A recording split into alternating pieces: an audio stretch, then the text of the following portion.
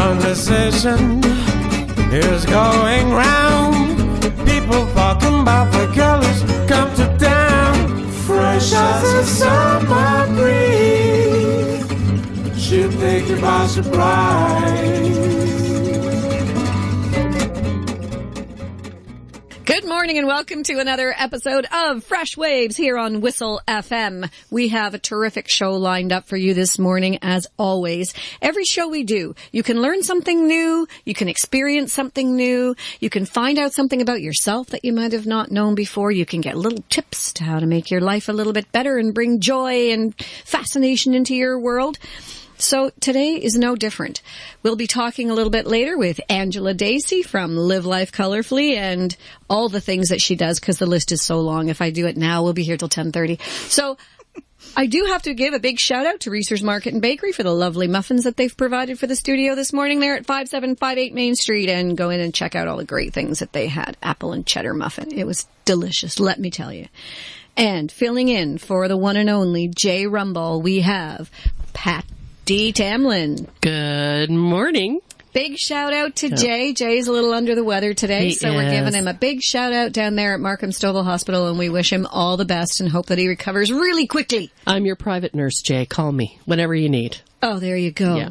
Well, Patty, thank you so much for filling in for Jay at the last minute there. We really appreciate that. And Jason, get well. You know, I'm not even saying it as a wish. I'm saying it as a demand. Get well. We need you back here in the studio, and you're just a great asset to have in this town, and we wish you a speedy, speedy recovery. So, introducing the one and only, drum roll please, Angela Dacey. Oh my gosh. Like, seriously, I come on here because you make me feel like a celebrity. Seriously. And hello. Well, hey, you've been on other media that's bigger than this, so you are a celebrity in our mind. Thanks. And hey, big shout out to Jay as well. Jay, I love you and miss you as much as I'm happy to meet Patty behind the scenes there. Yeah, get your butt back in here so I can see you. Yeah. Yeah. So anyway, but yeah, thrilled to be back as always. Well, you're the author of Live Life Colourfully. I am. You are a color specialist, therapist, worker, whatever you'd like to say. And I think people don't really understand what that is. In this day and age of self-help, when you go to the bookstore or the library, and there are literally shelves of hundreds of books, and everybody has a way of doing it, and one tells you to live your life and find your passion. The other says you're never going to find your passion, so don't even bother with that. Try this. Another one says, well, you know what? We think that you should design your life and design it properly. And by the time you finish it, you're just so muddled up, you don't know what to believe. And people don't understand what half of these practices are. Agreed. And I think I've been reading books for a very long time that keep referring to chakras, and I'm thinking to myself, short of sidewalk chalk, I have no idea what a chakra is, unless it's a dance. Chakra, ra, chakra, ra. You know. La cucaracha, la cucaracha. See, sometimes if you don't start at the very beginning, people have no idea what you're talking about, and you lose them 3 lines in. True. So let's start at the beginning of Angela Dacey and color therapy. Let me back up even more. So let me tell you. So I've got a little beef about my industry because I've been in it for so long. It's over 20 years. And to be honest, the personal development industry is a multi-billion-dollar industry. Except for you and I, just saying. Yeah. Well, that's because, and I'll tell you something, that's because only 3% of the people in that industry are making the money. So you have to see how much Chicken is soup for the soul. You got her. That's one of it. And, God love Jack Canfield. I've met him. He's a beautiful man, and I'm thrilled he did what he did. I was blessed to speak on stage with him, so it was beautiful. But with that being said, for me, my little shtick, I guess, that makes life easy is that I've found a way to bring personal development and self-love back to women using color as a tool. So I grew up with color. I just was saying to someone this morning, you know, when you see a rainbow, like there were so many rainbows this past week. Oh, did you see them yesterday? Stunning. Through the cloud and out the other side. It looked like something in a movie that someone had photoshopped. It was amazing. Stunning. Amazing. And, I've been fascinated with rainbows since I was a child. I was fascinated with chalk and doing chalk drawings. I was fascinated with fireworks. And I was just saying to someone this morning, I really believe I've always had a love for color. So when I had a store on Main Street, Newmarket for years, I got into alternative health and, from magnetic therapy to aromatherapy and then color therapy. And when I started to see the power color has to change our thoughts and feelings, we've been marketed to for years with it. It's been used for thousands of years in history to heal. I started to see that it was actually pretty powerful. And the more I learned about it, the more I fell in love with it. And from you and speaking with you over the years, I've begun recognizing color in the realm of society that we put it into. In the days of the Romans, how did they dress? Yes. The kings and queens of all the countries, what's the predominant color? We'll get into that later. But it's interesting to see how not only have we used color for years, but how much influence color has on us without us really being consciously aware of it. And when you get people that say, oh, this is just like woo woo, it's tons of crazy. I'm like, marketing's my background. So I'm like, really? And why are fast food restaurants red, orange, and yellow? Why are prisons painted pink? Why are hospitals painted blue? How come when you go into a store, red is the sale price? Right. And why don't people use black as a color on food packaging? You got it. So when you start to really see how we're influenced by it, when you become more aware, it's a really powerful tool. I call it food for the soul because once you understand it, you can use it to help physical, mental, emotional, and spiritual well-being. And that's pretty incredible. And everywhere you look, we see color. And if you're visually impaired or blind, you can still feel it. So it's pretty powerful. I have some friends who are visually impaired and they can still go into a room that has red compared to blue and feel the difference.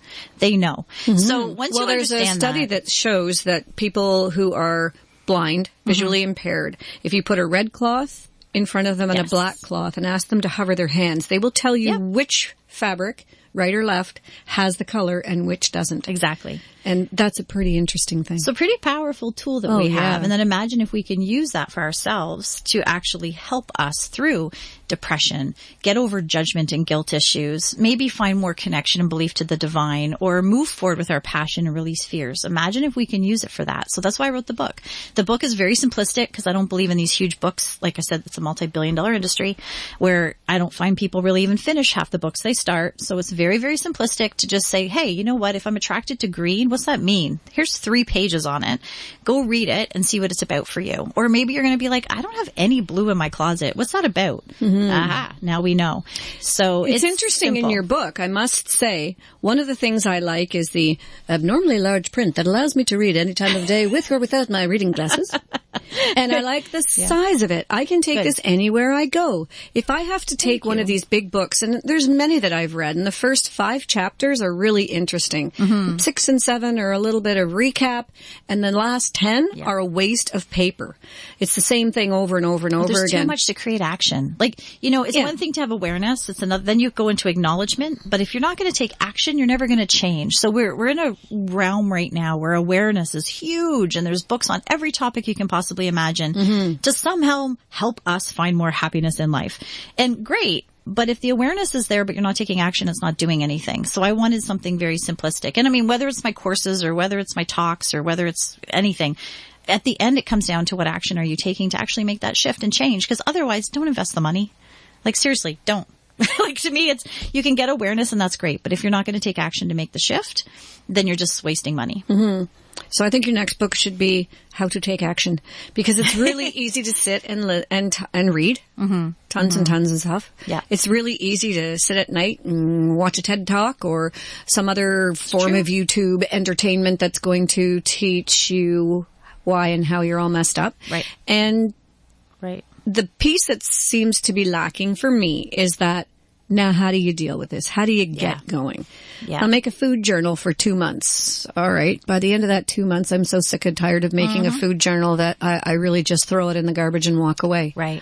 It has to be something where people can tangibly put their hands on it and then use it. And the crux of it, I find, is the fact that even if you know all this stuff, and the healers often need to be healed. So we know all of this stuff. Then they get on that slippery slope that slides them down into the abyss of depression or whatever it is. And all those tools seem to float away. They don't realize they have them.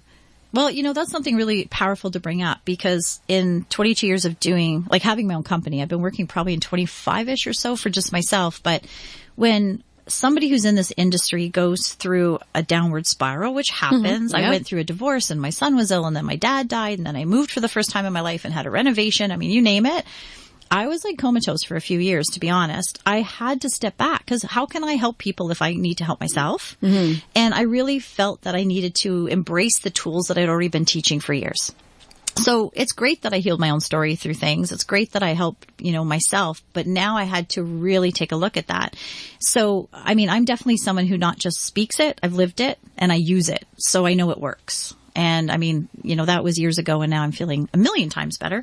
But if I didn't have everything from my color therapy to massage to osteopath to, chiropractic to, you name it, I use it, Reiki and all the rest. You have to find the modalities that work for you and you have to be willing to try them so that you do know.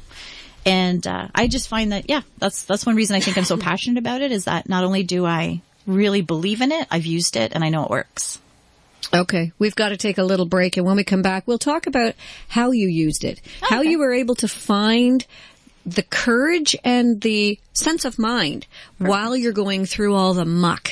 Yeah, perfect. To be able to use it. Okay, you're listening to Fresh Waves. I'm your host, Bren Masson. We've got Angela Dacey in the house this morning, and we'll be right back right after this. Claudio here with knowledgeflow.ca.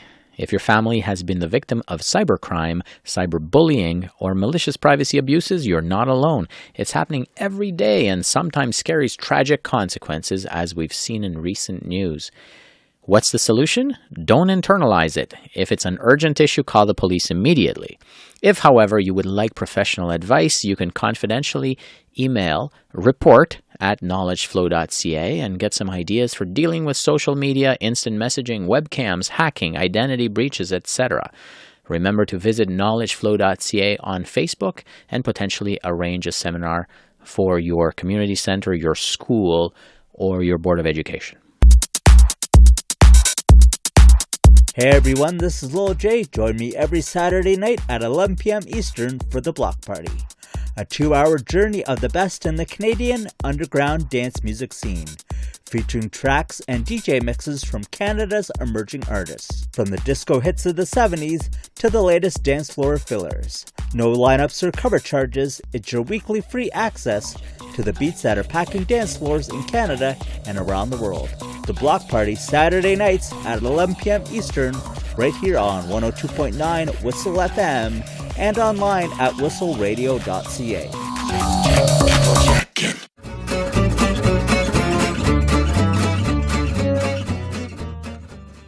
We're back on Fresh Waves. I like it when people say on a weather report that afternoon high is getting up to +8, as if it's a good thing. I don't know. Give yourself a shake. 18 would be a good thing. 28, I could live with. 8, I have a problem with. We should just move to the Caribbean, hun. Yeah, I think I should. All right, so we were talking just before the break, Angela, about the fact that it's hard, even if you know all the things and you've read all the books, when you're in the muck, when you're in that dark place, it's hard to pull out those tools. So tell us how you did it. Yes. I'll tell you something someone told me, which I think was really, really powerful, was that sometimes we say things are one day at a time. Sometimes it's one step at a time. And for me, it was one breath at a time. So if anyone's going through really tough time, no matter what, give yourself permission to just sometimes do one breath at a time. So that's what I did for the hard part of it. I just gave myself permission to do one breath at a time. And I really listened to my body. I did everything from listening to beautiful music and chanting. I definitely worked with color. I made sure that I worked a lot with green because green was for grief, and it was definitely a color to help heal the heart. And I felt like, with my dad passing and the divorce, and I felt like I was going through a lot of grief. So I worked with the color green. I got out in nature. I made sure I had more green foods in my life. I wrapped myself in sheets, pillowcases, pajamas. I had green color baths, which is like a color you pour into the tub. I used essential oils that represented the green, such as like eucalyptus and peppermint. And like I said, I did the music. I pulled angel cards every day. I made sure I took care of me. I made sure I went for my massages. I made sure I went for my nature walks. I did things that I knew my soul needed. And then Did it take you a while before you got to the point to realize that you needed this stuff? I think when you're on the couch and you can't get off, you start to say this isn't good. I mean, I'm a mom and I was a single mom all of a sudden. Luckily, I have a dog that got me off the couch. I started realizing that I was really missing my joy when I sat down and said, okay, who was I when, and what did I love about myself? It was that I loved to dance and I loved to laugh. Mm-hmm. So then I got myself out to ecstatic dances, which are, beautiful healing dances down in Toronto area. And then I eventually ran them up here. But I got out to dances. I listened to, for me, music was huge for me. I made sure I took time to just go have coffee with friends. I just slowly started to bring myself back, but at the same time saying, okay, what are the thoughts and feelings? Why is this triggering me? What's this about for me? And there's a saying that I love that I tell a lot of my clients, which is, for one, two sayings. For one, when something triggers you, it's all about you. So what's this about for me? Mm-hmm. What does this do? What's it call up? So you have to look inside. You can't blame. It's all about what's in it for me. The second thing is to write something down that says, thank you for giving me this experience because. So when you say that, it has the word forgive in it. So all of a sudden, something that seems horrible, like being divorced and separated after 24 years of being with someone since I was 16, that's a hard thing. So I had to sit down and say, thank you for giving me this experience because, and I started to realize, wow, this is the first time in my life I can live alone. What does that mean? I can get back into dating once I've healed this stuff. Wow, what's that going to be like? I have freedom as much as it was tough not to have my kids all the time. What could I do on the time I didn't have my kids that I have time for now? Mm-hmm. So I started to look at it as, okay, these could be blessings, not curses. How do I look at this? And then little by little, you get yourself to that place. And I really looked for all my resources. Everything I loved, everything I taught, I used. So that I thought, okay, I have to practice what I preach or I'm not going to be authentic. So it takes time and you have to have patience, but I definitely can say I'm probably happier, healthier, and full of more joy now than I've ever been in my life. That's amazing. I'm very blessed. I just came across a Chinese proverb that I really, really like, and it says, in order to conquer the beast, first you must make the beast beautiful. Oh, I love that. And when you really think about that, it's a wonderful thing to say. I've always said I want to see the beauty in the curse. So similar. Yeah. There's always beauty in the curse, and it's not easy to see. No. But once you start focusing on that, your whole perception changes. Yeah. You look at things in a different way. Because life doesn't happen to you, it happens for you. Okay. I'll bite. Well, it's not easy. So, in the time, it's not easy. But that being said, that's one reason I'm so passionate. But I'm also, I'm passionate, but my industry drives me nuts. Because there's a lot of people out there that are healing that need to be healed. Right. God love them. There's a lot of information overload. And why is there so much information for us to heal ourselves? Why are we such a mess that we have to do so much work? So I think we need to take a look at why are we so stressed and unhappy and suffering with negative thoughts and feelings when we actually live in one of the best countries in the world. Right. And I think this goes back to even the whole premise of our healthcare system, which Patty, our producer today, can talk to for sure, is the fact that we are a healthcare system of Band-Aids. Mm-hmm. Wait till someone gets sick, then put the Band-Aid on top. Yeah. And I'm an expressive arts practitioner, as you know, and I actually went and got certified because I wanted to learn how to paint with freedom and joy. And I've always been told that I can't draw, and I come from a family of architects and engineers. They can draw, and very precisely, let me say, I can't draw a straight line with a ruler. But I thought there has to be something to those people that just throw paint at a page? Yeah. I want to do that. And then I met a lady who was doing that with seniors and with people with Alzheimer's. And I said to her, I want to take one of your workshops. I want to learn. And she said, oh, I only teach to people who want to volunteer. And I said, well, I'm volunteered to the max. I just want to learn for myself. And she said, then you'll have to wait till you're 80. And I left there and I thought, no, I don't. I am not going to wait till I'm 80. Good so I went back to school. I went to Fleming College and did an intensive 2 years down to 2 months in expressive arts. And let me tell you, it was a wonderful thing. And it comes down to such basic, simple things in life. Use your creativity and all that kind of stuff. And I remember you telling me once, years ago, when you were going through all the trauma and everything, how you had done your whole bedroom in pink. Because pink is self-love. Oh, you remember that? Did you go a little over the top on that one? Yeah, just a tad. Tell us about that. Jeez, how did you remember that? Oh, I remember the funniest things. So I came back into a house that I had owned that we had rented, right? Got trashed. So unfortunately I had to do a renovation, which was a beautiful thing. So I decided, I'm going to go with, pink, but bright pink because I want like love and I want orange because it's about joy. And seriously, my room could have looked like something from a magazine. It was stunning with all white accents. Oh my gosh. And then the first day I wake up with a migraine and I was like, I peeked out of the covers and I'm like, I can't stand the walls. So that was a little bright, I recall. Oh my goodness. So once the migraine dissipated, I automatically went back and painted my room and I realized what I needed was green. So green is my whole bedroom. And but it doesn't have to be a neon green. It can be a green that's more soothing. Very lovely now and soothing. And it's like a nice, beautiful, soft bamboo green. And I've put in lots of pictures of the ocean and water because I'm a Pisces and I love my ocean. It's where I find peace. So that's where my Zen place is. Did both of you over there on the other side of the room put your hands up? Oh, James did. James is our new intern here. He's a Pisces. I'm a Sagittarius. So there you go. Oh. And my mom, who's listening this morning, hi, Grandma. She's a Pisces as well. Hey, Pisces rock. They do. Happy early birthday. You're welcome. Okay. I forget. It's amazing you remembered that. Sorry, that's so funny. I forgot all about that room. Well, an experiment. I do remember these things. That's you so tell me funny. something, I remember it. Very cool. I can't remember what I had for breakfast or what I did yesterday afternoon, but I remember 5 years ago when you told me about your pink That's room. okay. I'm glad it made an impact on you. There you go. Yeah, there you go. It warned me not to ever do that. Okay, we're going to take a little break. We've got to hear some weather and pay a few bills here at Whistle FM. You're listening to Fresh Waves. I'm your host, Bren Masson. We've got Angela Dacey in the house this morning. And when we come back, we're going to tell you about different colors and what they mean and how you can bring them into your life without walking out the door in the morning looking like the Jolly Green Giant.